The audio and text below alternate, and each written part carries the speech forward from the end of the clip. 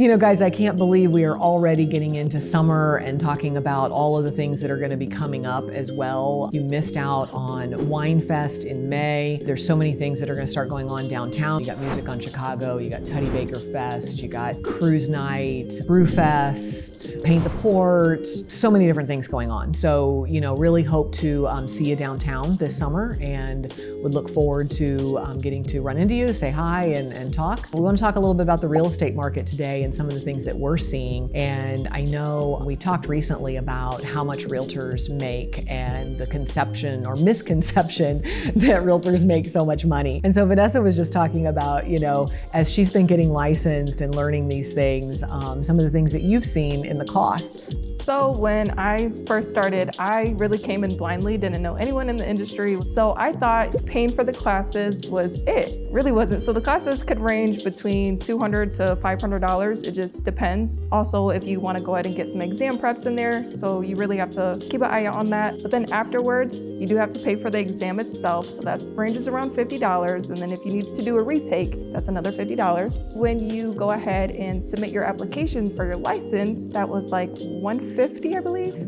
After that, you have to pay some more dues and all the other dues like the MLS, the Century, Illinois Association of Realtors. So that adds up, I believe, around $1,000. So there's a lot of costs that you have to pay up front. People think that realtors make a lot of money. Well, we actually have to pay a lot up front, then go ahead and make all that money. And then there's also continuing education. Yes. And so like you have another class that you have to do now that you've got licensed, you have another class you have to do, and then you'll have continuing classes you have to do. And then paying the MLS as well. Right. And so there's monthly, quarterly, annual fees as well that continue. So actually, our market, for example, has something unique. Most markets only have one MLS, and each MLS, by the way, it's about $1,500 an MLS. So we actually belong to two of them. MRED, the larger one, the Chicago one, is almost statewide. I would say the majority of your different counties and territories are typically part of the MRED's franchise. But we also have Paragon's franchise, which is Rockford based. So we have quite a bit in dues, a couple $1,000s each year that we have to pay to be part of that, and all the different rules and regulations for two different MLSs. Right, and to serve our clients best, we want to make sure that we are in both of those. And if that agent is not, then they're not serving their client, and and getting all that information and getting all the resources and the data. And so there's a lot to learn in so many different things and so many different facets of real estate as well. We've talked about that even as a team.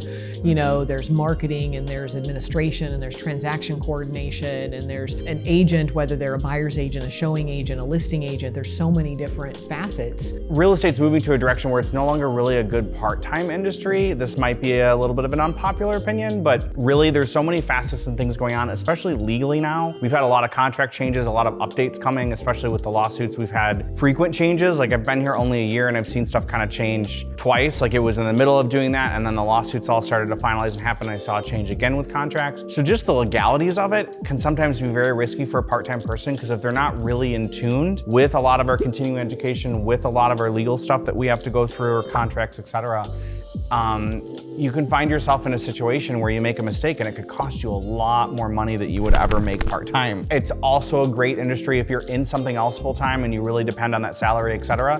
This is something you can do like a secondary part-time job but I would tell you build up towards being eventually full-time, because if otherwise you're not going to have a life. Like this quickly is a lifestyle and something that's full-time and it's a lot. And that's where having the team comes in, because then you can still have a life because there's people that help you. But yeah, it gives you a life. It lets you go out of town on a Saturday and Sunday and not stress that if something pops up on the market for Saturday that you don't have someone to show your client. I've seen the mega agents that do it on their own and have like just one admin and not really a team, and it's stressful for them. And even when they're on vacation, like they're glued to a laptop. And it is, especially in this market right now where things are going so quickly and we're back into that market. It is a strong market still because there's so much buyer demand. And let's face it, our market has always been so affordable. We're finally catching up with the rest of the country. So there's a lot of people that are motivated to come here or come back here because we're so affordable. But at the end of the day, what we're getting to is we have to be ready to jump. Like I showed something in the same day the property came on the market, I showed it that evening.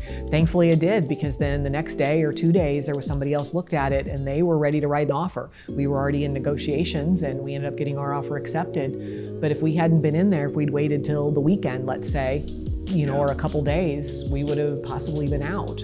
Yeah, and I tell all my buyers, just because of how our market is, like, we always have to go same day. Please plan on coming after work. Just send me a text in the morning. We'll take care of you. So one of the other things we've been talking about recently, and as a team we've been talking about, is a lot of investors starting to get back into the market and people looking for flips, people looking for that opportunity to invest themselves or to start their portfolio. Just kind of wanted to go over some of the things that you should think about or why you need to talk to your agent about.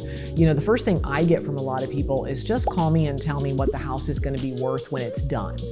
Whether they're looking at it, buying it at an auction or a sheriff's sale or, you know, tax sale or anything like that, they're just calling me and saying, hey, I got, 123 Main Street here. What is it going to be worth when it's done? And obviously without seeing the house, I can't give you an exact number, but I can give them a pretty good range. And that really helps them to know, okay, should I bid $10,000 on this house or $100,000 on this house? Because, what it's worth when it's done really makes the biggest difference, right? So after rehab value is what we call it, ARV. Basically all that is whatever the scope of work is that you're gonna have to put into this property, and when it's finished, what is the value of that property? So you take that number, subtracting all your material costs and all your expenses to go ahead and flip and rehab the property, plus your expense of purchasing, accumulating the property, and that's where you sort of come up with the number. Will it cash flow, or if we're flipping it right away, like, is it going to sell for me to actually make a profit? Not only get your money back, but am I gonna make money on this so I can go buy more properties? If we keep buying what I would call a dud, which is where we kind of break even. You're gonna be burned out and worn out too. Because there's always more expenses than what you think. And a lot of times too, it's a discussion with the investor of what should you do and what shouldn't you do. Okay, well, wait a minute, maybe we could save some money here. How about we give it a facelift, but we don't completely gut the whole thing down to its studs? Again, depending on how you buy it. But there's always more to think about and talk about. And so definitely is something that we would love to sit down and talk to you about. So one of the things, and I think we talk about this a lot, is inspections. We look at the house, sometimes even a couple times, and then the home inspection happens. And the home inspector walks through the house and finds 2 or 3 things, right? Points out a couple things, and then we get the inspection report, and it's 30 pages long, if we're lucky. Well, I think it's important to understand, like, what is the home inspector doing? What is their actual job? Their job is to find anything and everything to today's code, what is wrong or could potentially be wrong with the house, or what might be something. And a lot of them will have levels, right? Like they'll have the red, the yellow, the orange on how bad or severe something is, etc. But they're on the hook. Like if you have a lawsuit or something happens and they didn't find it, they can get in trouble for it. So they literally throw everything at you in that report, which is why it might only be a 20 or 30-year-old house and it's a 75 to 100 page inspection. Most of them are 75 to 100 pages, and make it sound like the house is at any moment going to fall in and catch on fire. They're not, most of them are not. Has that happened before? Yes, ask an insurance agent. Their stuff has happened, but typically is that the situation?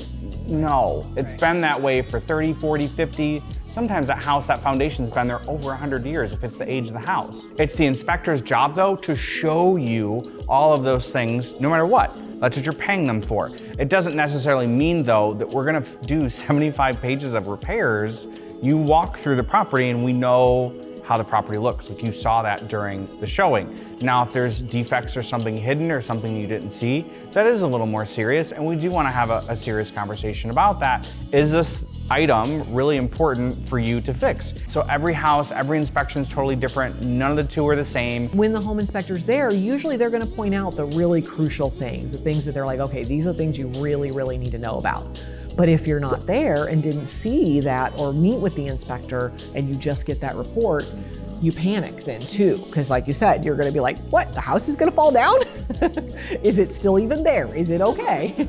So a lot of you have been seeing headlines of, NAR, National Association of Realtors, and Department of Justice, and all of these different franchises and companies, and all these different lawsuits going on, and talking about commissions and things like that. And one of the things that we're very fortunate is RE/MAX saw this at the very beginning. This lawsuit has been going on for a couple of years. We're gonna settle, and we're just gonna get out of this argument and get out of this debate. So they settled very early on last fall. They settled out. Well, several companies companies and other franchises kept arguing. Our National Association of Realtors kept fighting, kept going, and then ended up finally settling as well. And there are a lot of franchises that have now had to settle after the National Association of Realtors that settled, that have had to settle for hundreds of millions of dollars as well. Basically what it's been is whatever cash income they are making, the settlement saying they want a percentage of that. And so at the end of the day, what that really means for us is that we have a good, stable company and that we are not worried about being bankrupted by these settlements, and that they've also been on it, really working on helping to educate us on what do we need to do, what do we need to make sure. When it originally started, and I spoke to some other folks in the industry, ones that make a lot more money than I do,